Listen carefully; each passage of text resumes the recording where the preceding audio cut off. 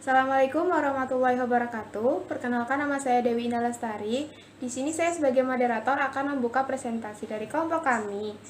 Materi kami yaitu subkelas Arichidae. Pematerinya ada Aulia Rinda Paulina, Vinka Andini Bakhriski, Elsa Novitasari, Ririn Hidayat, Nurhalisa, Ramadita Putri Utami, Nur Maulidina, Jia Unajah, Tridayanti, Prisdalin Inuhan, Halimah, dan Sri Wahyuni. Untuk materi yang akan kami bawakan itu ada 4 aspek utama dari subkelas Arichidae. Yang pertama itu ada gambaran umum subkelas Arichidae, yang kedua ada ciri-ciri dari subkelas Arichidae ini. Terus yang ketiga ada ordo-ordo apa saja gitu yang ada di subkelas Arichidae. Yang keempat adalah perbedaan dari tiap-tiap ordo pada subkelas Arichidae. Selanjutnya dipersilakan kalian untuk menonton presentasi dari teman-teman kami. Terima kasih. Assalamualaikum warahmatullahi wabarakatuh. Di sini saya menyampaikan tentang gambaran umum subkelas Arichidae. Subkelas Arichidae merupakan Ellipsida yang mempunyai habitus bervariasi, ada yang herba, semak, bahkan pohon. Duduk daun dengan pola tersebar, namun ada juga roset akar maupun roset batang. Daun kebanyakannya besar, berbagi atau majemuk dengan susunan tulang-tulang, daun menjeri atau menyirip. Bunga pada umumnya berukuran kecil dalam perbunga spadik atau ditutupi oleh spata, yaitu selendang bunga. Tersusun rapat membentuk bunga majemuk seperti bulir atau bongkol. Perhiasan bunga pada umumnya berukuran kecil, tidak bisa dibedakan antara kaliks dan corolla, yaitu kelopak dengan mahkota bunga. Bakal buah menumpang beruang satu atau lebih. Jumlah bakal biji dalam tiap ruang tidak tertentu. Buah berupa buah buni atau buah batu, biji dengan endosperm besar dan lembaga kecil. Wassalamualaikum warahmatullahi wabarakatuh. Assalamualaikum warahmatullahi wabarakatuh. Nah, selanjutnya di sini saya akan menjelaskan ciri-ciri dari subkelas Arichidae. Menurut Concrete 1981, dia membagi beberapa poin penting dalam ciri-ciri subkelas ini. Nah, poin yang pertama, tumbuhan berhabitus herba, semak, dan pohon. Tumbuhan ini memiliki duduk daun tersebar, namun terdapat pula roset akar maupun roset batang. Bunga umumnya banyak dan berukuran kecil dalam perbungaan spadik dan ditutupi oleh spata. Perhiasan bunga umumnya berukuran kecil dan tidak bisa dibedakan antara kaliks dan corolla. Perlekatan karpelnya sinkap. Sel tetangga pada stomata umumnya 4, jarang yang 2 atau lebih dari 4. Daun umumnya luas dan tidak bertulang, daun sejajar. Pembuluh umumnya pada semua organ vegetatif. Subkelas ini terdiri atas 4 ordo, 5 familia, dan kurang lebih 5.600 spesies yang sebagian besar termasuk ke dalam ordo Arachelys. Nah, cukup sekian materi yang dapat saya sampaikan. Terima kasih. Wassalamualaikum warahmatullahi wabarakatuh. Assalamualaikum warahmatullahi wabarakatuh. Di sini saya akan menjelaskan tentang perbedaan subkelas Arichidae dengan subkelas yang lainnya. Yaitu pertama ada dari Alismatidae itu apokarp, sedangkan Arichidae, Comelinidae, Jungiberidae, dan Lilidae itu sinkarp. Lalu yang kedua, Alismatidae itu herba akuatik, sistem pembuluh biasanya tidak mengandung liklin. Kalau Arichidae umumnya tumbuhan terestrial. Comelinidae herba kadang-kadang semak. Jungiberidae herba terestrial, tumbuhan tidak jelas mikotropik. Lilidae herba terestrial, tumbuhan tidak jelas mikotropik. Alismatidae endosperm kebanyakan tidak ada, bila ada tidak bertepung. Arichidae endosperm tidak bertepung kecuali pada beberapa arales. Comelinidae endosperm sebagian besar seluruhnya bertepung. Jungiberidae endosperm bertepung. Lilidae endosperm umumnya kurang bertepung. Alismatidae pelan temperaturnya sel tetangga pada stomata kebanyakan 2. Aresidae, sel tetangga pada stomata umumnya 4, jarang yang 2 atau yang lebih dari 4. Comelinidae, sel tetangga pada stomata adalah 2, tidak lebih dari 2. Gingiberidae, sel tetangga pada stomata 2, 4 atau lebih. Lilidae, sel tetangga pada stomata 2 atau tidak ada, hanya kadang-kadang 4. Pada Aresidae, daun umumnya luas dan tidak bertulang daun sejajar. Comelinidae, daun umumnya sempit dan bertulang daun sejajar. Gingiberidae, daun sempit, daun bertulang, daun menyirip sejajar. Lilidae, daun sempit dan paralel vainet, jarang yang luas. Pada Aresidae, bunga biasanya banyak dan berukuran kecil, bersepata dan spadik. Comelinidae, bunga sedikit sampai banyak tapi tidak pernah berspadik. Gingiberidae, bunga sedikit sampai banyak, sepal dapat dibedakan dari petal. Lilidae, sepal selalu petaloid dalam bentuk dan tekstur, jarang yang hijau dan basah. Nekstar ada, ovarium superium atau inferum, polinasi dengan bantuan serangga atau hewan sejenisnya. Sekian dari saya, terima kasih. Assalamualaikum warahmatullahi wabarakatuh. Perkenalkan, nama saya Zia Unaja. Di sini saya akan menjelaskan tentang perbedaan ordo-ordo pada subkelas Aresidae. Menurut Cronquist, terdapat 3 ordo pada subkelas Aresidae, yaitu yang pertama, ordo Aresales, kemudian ordo Pandanales, dan ordo Arales. Nah, pada ordo Aresales terdiri dari 200 genus, sedangkan pada Pandanales terdiri dari 3 genus, yaitu Pandanus, Praesinetia, dan Sararanga. Sedangkan pada ordo Arales terdiri dari 100 genus. Pada ordo Aresales merupakan tanaman pohon, perdu, atau memanjat. Sedangkan pada Pandanales merupakan tanaman berkayu, biasanya berakar tunjang, dan kadang memanjat dengan akar udara. Sedangkan pada ordo Arales berupa herba perennial, berizoma atau berumbi, tegak atau memanjat, atau mengapung.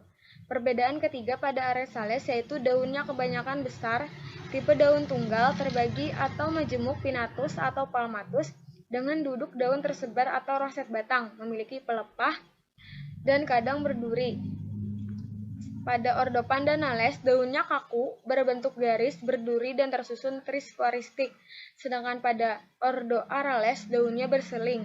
Nah, perbedaan berikutnya pada Aresales, yaitu bunganya kecil, banci atau berkelamin tunggal, tersusun rapat, membentuk bunga majemuk seperti bulir atau tongkol, yang pada pangkalnya terdapat suatu seludung yang membungkus atau melindungi bunga majemuk tadi.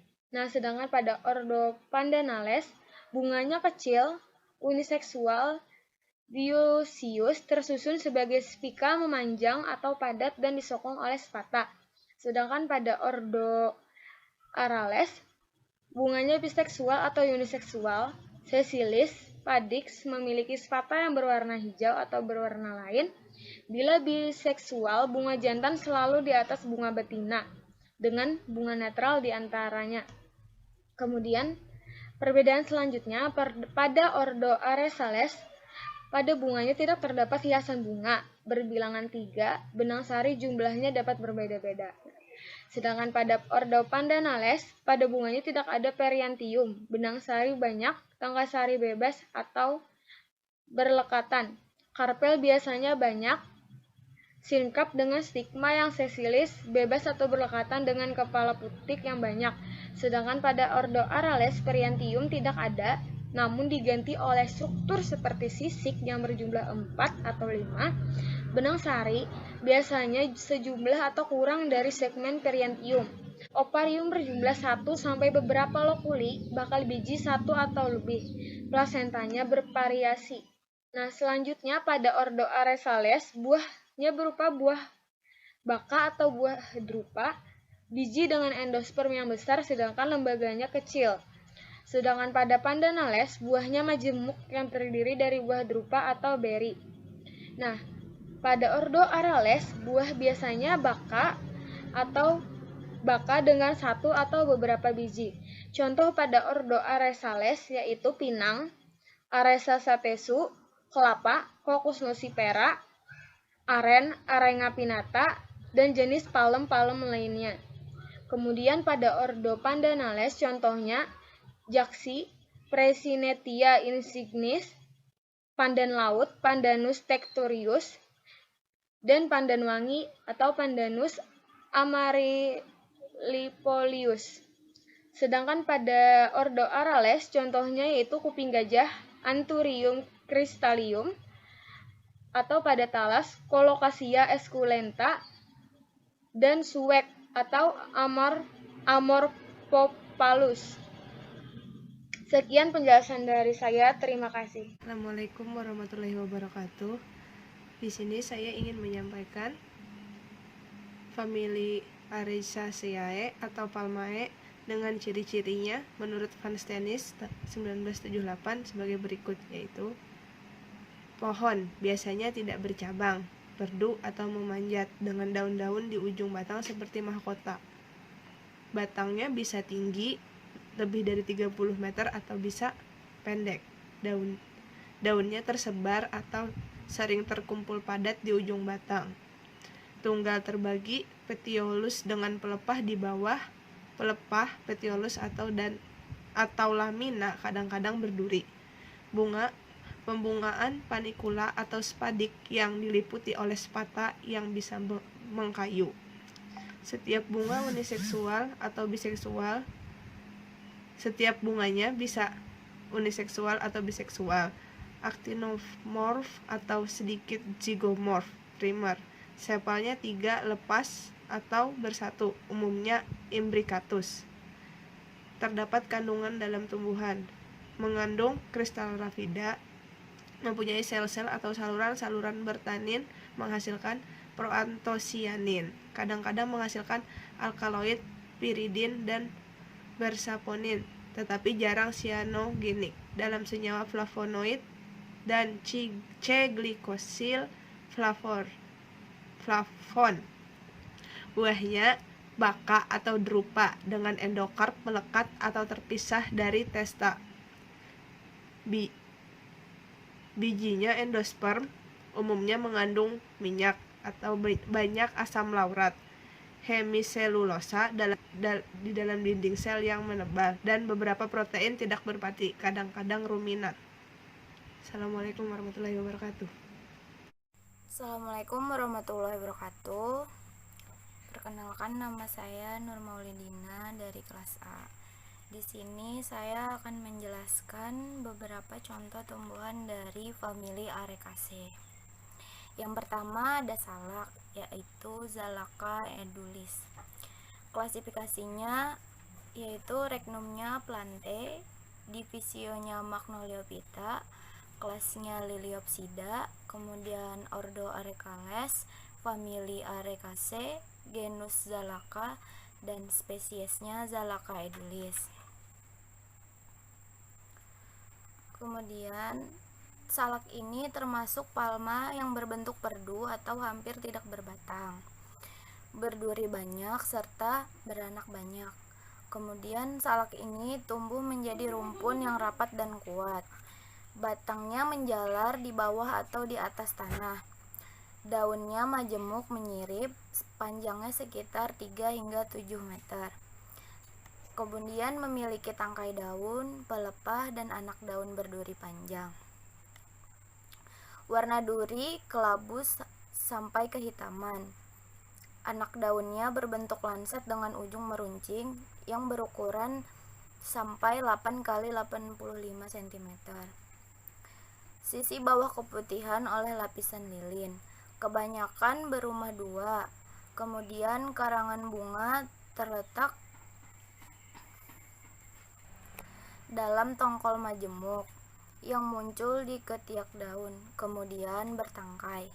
Mula-mula salak ini tertutup oleh seludang, yang belakangan mengering dan mengurai menjadi serupa serabut. Kemudian tongkol bunga jantan berukuran sekitar 5 hingga 100 cm. Terdiri atas 4-12 bulir silindris yang masing-masing panjangnya antara 7-15 cm. Dengan banyak bunga kemerahan terletak di ketiak sisik-sisik yang tersusun rapat. Tongkol bunga betina berukuran sekitar 20 hingga 30 cm. Bertangkai panjang, kemudian terdiri atas 1-3 bulir yang panjangnya mencapai 10 cm. Buah salak ini termasuk buah dengan tipe batu berbentuk segitiga, agak bulat atau bulat telur terbalik. Salak ini memiliki banyak manfaat, diantaranya sebagai obat diare, sebagai antioksidan, untuk mengatasi anemia, dan lain-lain. Kemudian, contoh tumbuhan yang kedua yaitu rotan atau Demonorop draco. Klasifikasi pada rotan yaitu Regnumnya Plantae, divisionya Magnoliophyta, kelas Liliopsida, dengan ordo Arecales dan familia Arecaceae, dengan genus Demonorop serta spesies Demonorop draco. Pada rotan biasanya batangnya langsing dengan diameter 2 hingga 5 cm, beruas-ruas panjang, tidak berongga, dan banyak yang dilindungi oleh duri-duri panjang. Duri ini berfungsi sebagai alat pertahanan diri pada rotan, sekaligus membantu pemanjatan karena rotan tidak dilengkapi dengan sulur. Suatu batang rotan dapat mencapai panjang ratusan meter. Batang rotan mengeluarkan air jika ditebas dan dapat digunakan dengan cara bertahan hidup di alam bebas. Kemudian, badak Jawa diketahui juga menjadikan rotan sebagai salah satu menunya. Sebagian besar rotan berasal dari hutan di Indonesia seperti di Sumatera, Jawa, Kalimantan, Sulawesi, dan Nusa Tenggara. Indonesia memasok 70% kebutuhan rotan dunia. Sisa pasar diisi dari Malaysia, Filipina, Sri Lanka, dan Bangladesh. Kemudian rotan ini cepat tumbuh dan relatif serta mudah dipanen dan ditransportasi. Ini dianggap membantu menjaga kelestarian hutan karena orang lebih suka memanen rotan daripada kayu. Rotan yang umum dipergunakan dalam industri tidaklah terlalu banyak. Beberapa yang paling umum diperdagangkan adalah manau, kemudian mandola, tabu-tabu, suti, sega, lambang, blubuk, kubu, lacak, selimit, semambu, serta pulut. Kemudian pemanfaatan rotan. Rotan dimanfaatkan terutama sebagai bahan baku mebel, misalnya seperti kursi, meja, dan lain-lain. Rotan memiliki beberapa keunggulan daripada kayu, seperti ringan, kuat, elastis, dan mudah dibentuk. Kelemahan rotan ini yaitu gampang terkena kutu bubuk atau pinhole.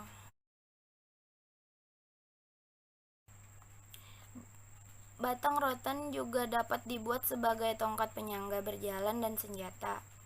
Berbagai perguruan pencaksilat mengajarkan cara bertarung menggunakan batang rotan. Di beberapa tempat di Asia Tenggara, rotan dipakai sebagai alat pemukul dalam hukuman cambuk rotan bagi pelaku tindakan kriminal. Beberapa rotan mengeluarkan getah atau resin dari tangkai bunganya. Getah ini berwarna merah dan diperdagangkan sebagai dragon bloods atau darah naga. Resin ini dipakai untuk mewarnai biola atau sebagai meni. Masyarakat suku Dayak di Kalimantan Tengah memanfaatkan batang rotan sebagai komponen sayuran. Demikian yang dapat saya sampaikan. Terima kasih. Wassalamualaikum warahmatullahi wabarakatuh. Selanjutnya, kelapa atau Cocos nucifera L bisa dilihat klasifikasinya di PPT. Nah, kelapa memiliki sistem perakaran serabut yang cukup tebal dan berkayu. Nah, akar kelapa sangat kuat. Nah, akar kelapa ini ada yang berada di atas permukaan tanah dan ada yang berada di dalam permukaan tanah. Nah, bunga pada tanaman kelapa termasuk bunga bajemuk yang tumbuh pada ketiak daun dan membentuk tandan. Warna bunga dari tanaman kelapa yaitu putih agak kekuningan. Buah kelapa memiliki ukuran yang cukup besar, berbentuk bulat, dan ada juga yang lonjong. Buah kelapa berwarna hijau, kuning, dan ada yang berwarna orange. Apabila sudah tua, warnanya berubah menjadi merah kecoklatan. Batang tanaman kelapa berbentuk kayu dan memiliki rongga seperti serabut. Nah, kulit batang kelapa terasa kasar jika dipegang. Umumnya, masyarakat akan membuat lubang yang berfungsi untuk pijakan ketika memanjat, atau secara ilmiah pada batang kelapa akan terbentuk dengan sendirinya. Pemanfaatan air kelapa muda sangat baik untuk dikonsumsi. Nah, selain dapat menghilang rasa, air kelapa juga memiliki banyak khasiat bagi kesehatan tubuh. Nah, air kelapa juga dimanfaatkan sebagai bahan pengobatan tradisional sekaligus kecantikan.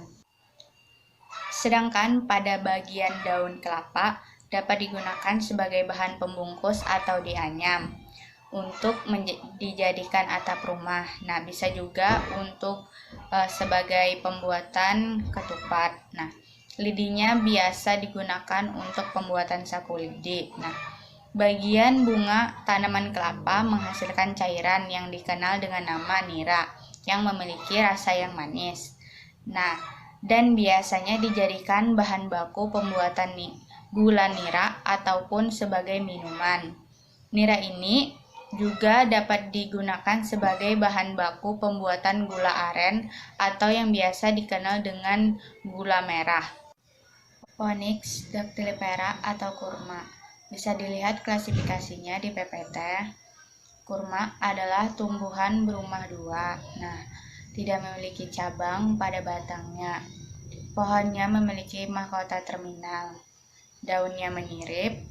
Nah, daun tumbuh dari tunas terminal pada tandan yang berkesinambungan, di mana setiap tandan terdiri dari 3 atau 5 daun-daun yang tersusun secara spiral.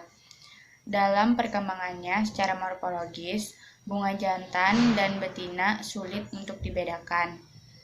Buah kurma berupa bundar kecil berbiji satu dengan epikap yang tersusun halus, mesokap berdaging, dan membran endokarp yang berwarna perak. Bijinya berbentuk memanjang. Tanaman kurma diatur penyerbukannya untuk mengatur produksi buah. Berat, diameter, kadar kelembapan, warna, dan rasa memberikan perbedaan pada beragam buah betina di dalam satu kultur yang dikawinkan dengan berbagai variasi jantan yang digunakan untuk penyerbukan atau pertumbuhan.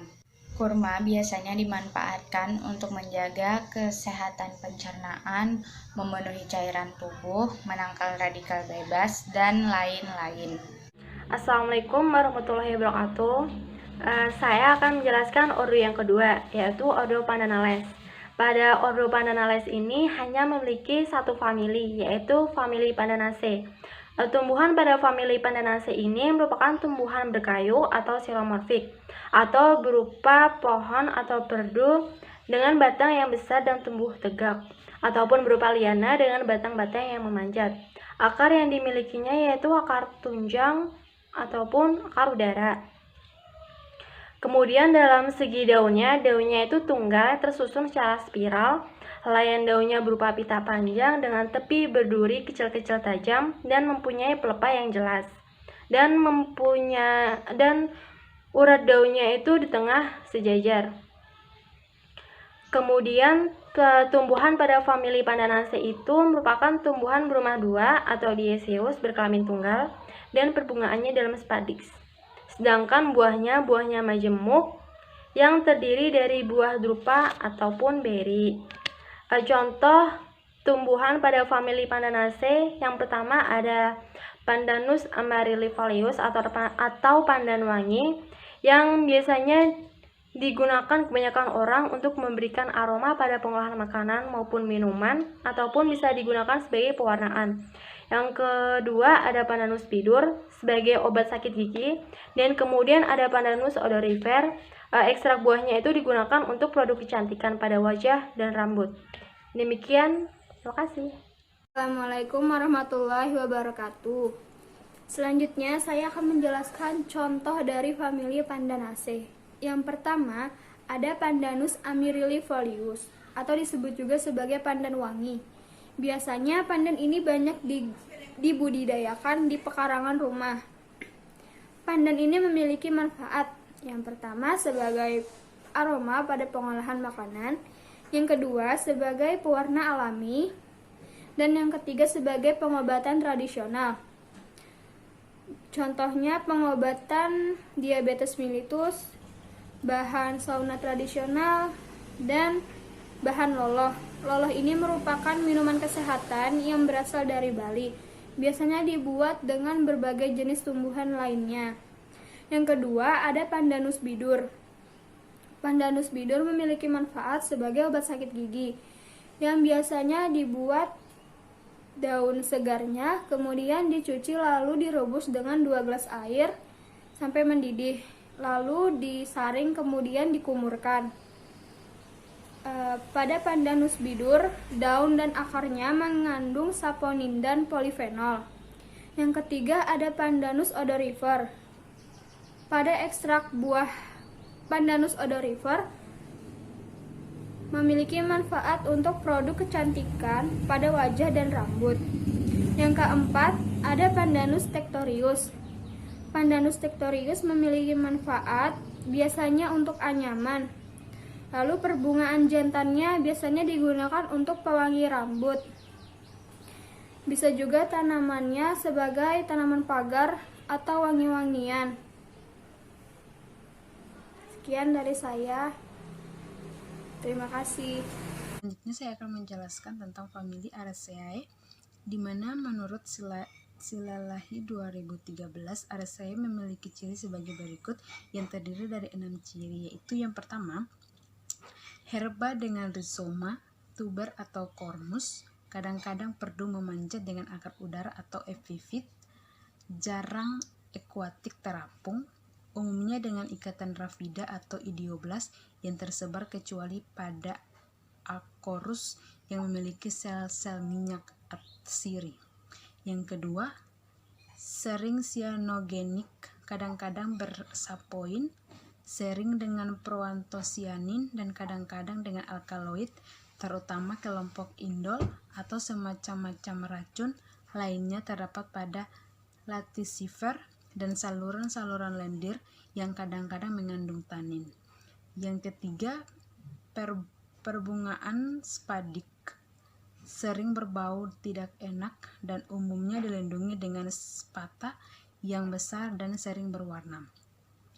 Yang keempat, daun tersebar sering semua di dasar umum dengan pelepah petiolus dan lamina melebar, di mana bersifat tunggal, dan tepi daunnya rata terbagi bahkan majemuk, di mana bentuk pedang pada akorus dan urat daun sejajar, serta pinnatus dan palmatus.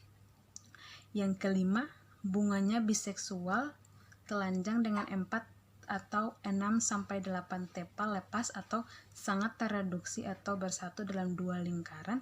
Pada bunga uniseksual, periantium absen.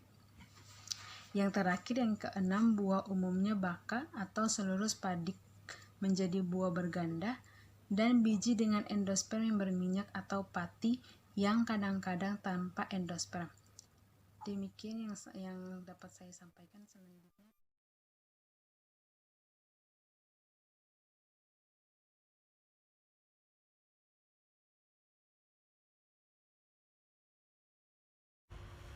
Assalamualaikum warahmatullahi wabarakatuh. Di sini saya akan menjelaskan apa saja jenis tanaman yang termasuk dalam famili Araceae. Yang pertama yaitu Amorphophallus phainonifolius, yang mana kita bisa kenal sebagai bunga bangkai dan memiliki klasifikasi kingdom Pantae, divisi Magnoliophyta, kelas Liliopsida, ordo Arales, famili Araceae, genus Amoropophalus. Yang mana ini bunga bangkai dan biasanya bunga berukuran sedang. Bunga muncul setelah daun mati dan memiliki tinggi sekitar 40-70 cm. Bunga berwarna coklat kemerahan, terdiri atas dua bagian, yaitu selundung dan tongkol. Bunga biasanya mengeluarkan bau busuk seperti bau bangkai. Yang kedua yaitu Colocasia esculenta, atau yang kita kenal sebagai tanaman keladi, yang mana memiliki klasifikasi kingdom Plantae, divisi Magnoliophyta, kelas Liliopsida, ordo Arales, famili Araceae, dan genus Colocasia. Tanaman ini memiliki sistem perakaran serabut, tumbuh liar dan pendek. Biasanya banyak bijinya berbentuk bulat. Umbi berbentuk silinder atau bulat berwarna coklat. Perbungaan terdiri dari tongkol, selundung, dan tangkai bunga. Oke, yang selanjutnya yaitu Anthurium crystallinum, atau kita kenal sebagai tanaman kuping gajah, yang mana memiliki kingdom Plantae, divisi Magnoliophyta, kelas Liliopsida, ordo Arales, famili Araceae, genus Anthurium. Nah, tanaman ini berukuran besar dan berbentuk hati. Untuk kenapa tanaman ini disebut dengan tanaman kuping gajah? Karena daun kuping gajah ditopang oleh batang kecil tegak, warna daunnya hijau tebal disertai dengan tulang daun berwarna putih kehijauan. Tanaman ini tumbuh besar, bisa mencapai panjang 20 hingga 40 cm dan lebar 15 hingga 38 cm. Tanaman ini bisa dirawat di dalam dan di luar ruangan.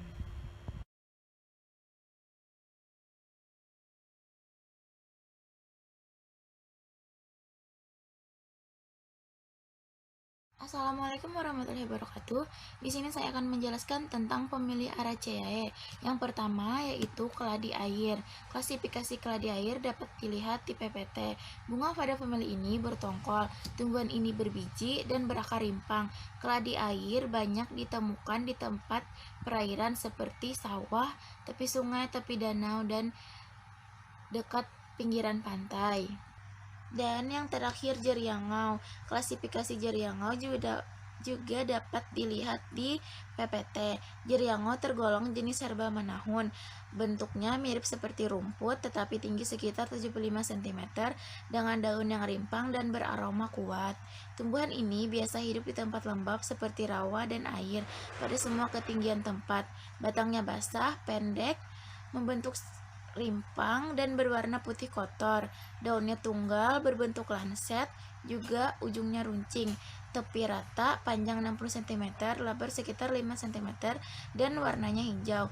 Bunganya majemuk, berbongkol, ujungnya meruncing, panjang 20 cm sampai 28 cm. Hanya itu yang dapat saya sampaikan. Wassalamualaikum warahmatullahi wabarakatuh. Baik, demikian tadi materi yang dapat kami presentasikan kepada teman-teman semua. Seperti yang telah disebutkan oleh para pemateri, bahwa subkelas Arecidae itu memiliki 3 ordo, di mana masing-masing ordo juga memiliki familinya. Seperti ordo Arecales memiliki famili Arecaceae, Pandanales dengan familinya Pandanaceae, dan Arales dengan familinya Araceae. Tumbuhan pada ordo ini memiliki banyak manfaat seperti yang telah disebutkan oleh para pemateri sebelumnya. Demikian yang dapat kami sampaikan, semoga bermanfaat untuk kita semua. Salah hilafnya mohon dimaafkan. Wassalamualaikum warahmatullahi wabarakatuh.